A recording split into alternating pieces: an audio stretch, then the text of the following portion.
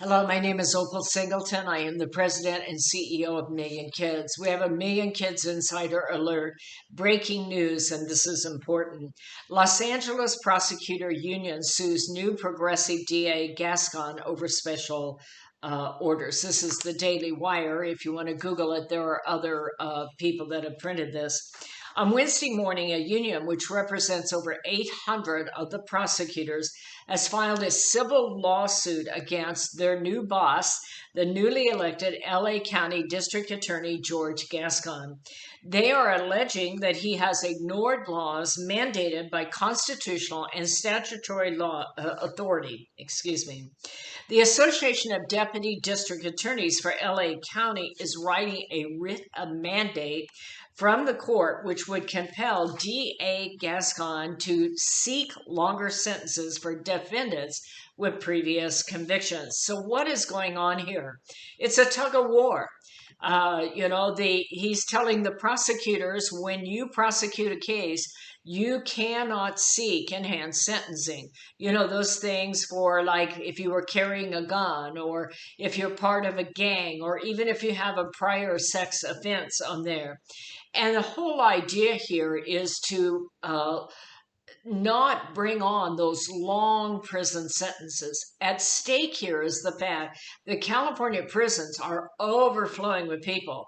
And this state of California did Proposition 57 with the idea of letting some of the nonviolent criminals out early. What they did not tell you is that it would include sex offenders.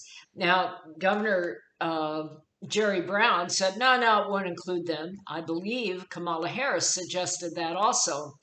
But as it turned out, there was a lawsuit that was done by a prisoner, and he went to Judge Alan Sumner, and Judge Alan Sumner, he said, I'm being discriminated against. I don't want to be kept in prison here because I'm a sex offender. Other people are getting out. And that judge said, you're right. We cannot discriminate against sex offenders. And that case went up through the courts. And this last week, the Supreme Court of California said that, in fact, sex offenders as a whole cannot be considered to be eliminated, that if they should be considered for getting out early, that they cannot be discriminated against because they're a sex offender. And so, in fact, that Supreme Court justice went on to say that had the California voter intended for it to include sex offenders, they would have basically said so. Well, this is what's taking place here in LA. We have a new district attorney who's saying, he never said when he ran for office, I was looking, he did not campaign on ending all sentence enhancement, and his plan to do so, along with other elements of his progressive agenda, has been met with immediate resistance. Now, he's saying that's why the people voted for me, that they want to lower the incarceration rate.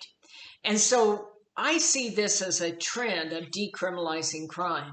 You have now potentially, I'm not saying they're going to get out, but potentially, due to the Supreme Court ruling, potentially up to 22,000 sex offenders could be considered for early parole. It's not to say they're all going to get out, but they could be considered. And part of that ruling also said you cannot take into consideration enhanced sentencing. Then you have LA County defunding their police by the tune of over $100 million, which is going to make it much more difficult for them to get those big cases that take a lot of investigation, a lot of overtime, a lot of surveillance, and a lot of technology. And now the next step is that you have a district attorney in Los Angeles who is saying to the prosecutors, I don't want these new sentences to be enhanced, to get longer sentences. So you have the ones in prison not considering that enhanced. You have defunding of police, and now you have a DA that says, all new crimes, I don't want you to consider a sentence enhancement. I give a shout out to that prosecutors union. Thank you for standing up and taking time to understand the issue and doing what is right.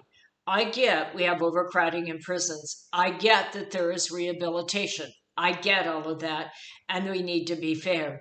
Having said that, sex offense crimes are especially heinous, okay?